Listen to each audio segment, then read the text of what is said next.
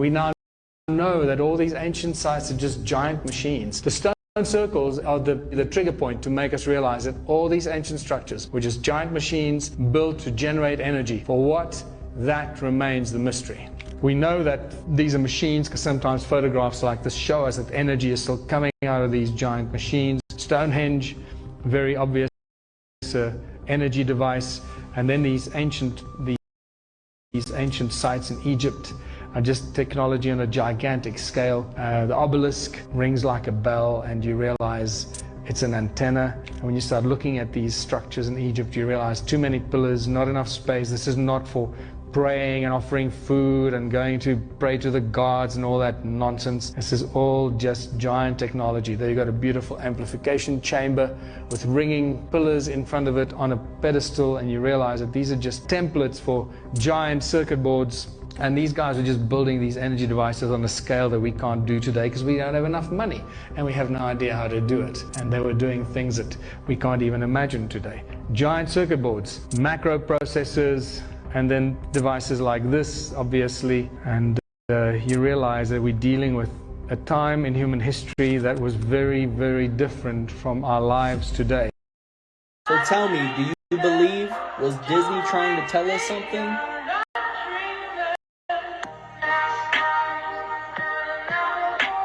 Crazy, right? Some things are just an optical illusion, right? Well, is this an optical illusion? Look at that and tell me you don't know what that is. Go ahead and tell me that confidently and mean it, because you know darn well what that is. You can see it. No, that's not a carving. That's a petrified animal from the days of old. Do you see this? Yes. Do you see this? Yep. It's freaking nature, and it's freaking awesome. Yes, it is. And I don't think science can properly explain how these animals were petrified so quickly to where they were able to preserve their form through all these years. And you know, that really got me thinking. There's plenty of statues on this earth that are thousands of years old. Now, what if they were petrified beings? Now, I know, it's just a thought. And yeah, I can't wait for the Mount Rushmore jokes. And you can joke all you want, but I promise you truth is stranger than fiction.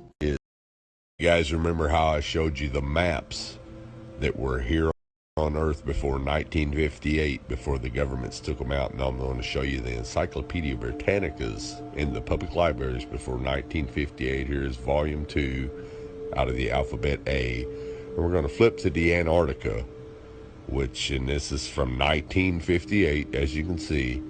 Now, we're going to flip to the Antarctica and see what the Encyclopedia Britannica from 1958, before the Antarctic Treaty, says is there.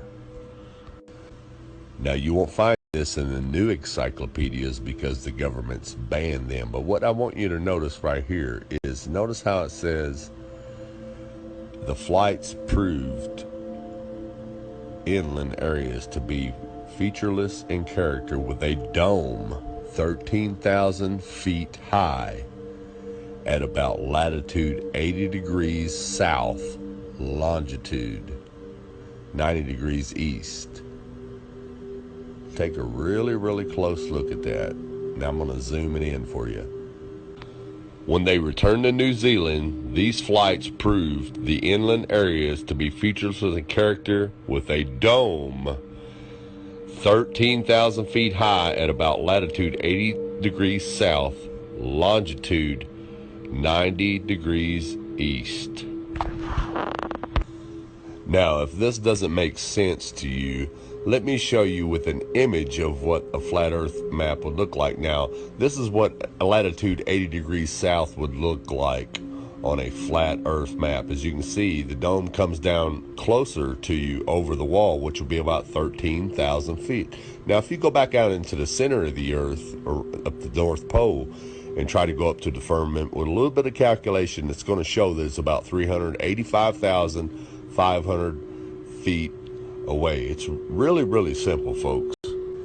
Now, if you're not familiar with any of this at all, and you're just now new to all this, you can say, well, this guy is crazy, he doesn't know what he's talking about. But what you got to ask yourself is, why do all the maps before 1958 show a flat earth with the ice wall around it and a firmament, a dome. And why does the encyclopedia tell you that there's a dome there, and it gives you the exact height at a certain latitude and longitude?